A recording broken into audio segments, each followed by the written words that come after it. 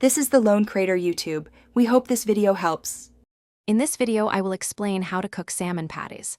To begin, let's gather our simple ingredients. You'll need one 14.75-ounce can of salmon, thoroughly drained and flaked. Next, grab one large egg, 1/4 cup of mayonnaise, and 1/4 cup of breadcrumbs.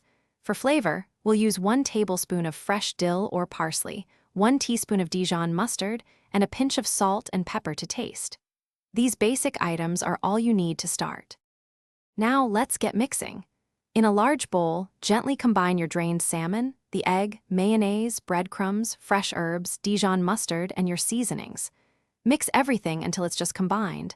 Avoid overmixing to keep the texture light. Then, form the mixture into 4 to 6 patties, each about 1 inch thick. For easier handling and to help them hold their shape, I recommend chilling them in the refrigerator for at least 15 minutes. It's time to cook.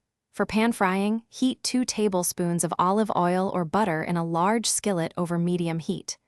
Cook the patties for 3 to 5 minutes on each side until they're beautifully golden brown and crispy.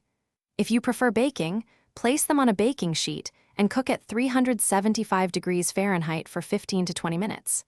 Either way, aim for an internal temperature of 145 degrees Fahrenheit for perfect doneness. Your salmon patties are ready to enjoy. Serve them immediately with a squeeze of fresh lemon and perhaps a dollop of homemade tartar sauce. They pair wonderfully with a crisp green salad or some roasted vegetables for a complete meal. Remember, for the crispiest results, don't overcrowd your pan when cooking. Any leftovers can be stored in an airtight container in the refrigerator for up to 3 days, making them great for meal prep. Thanks for watching. Consider subscribing if we helped you.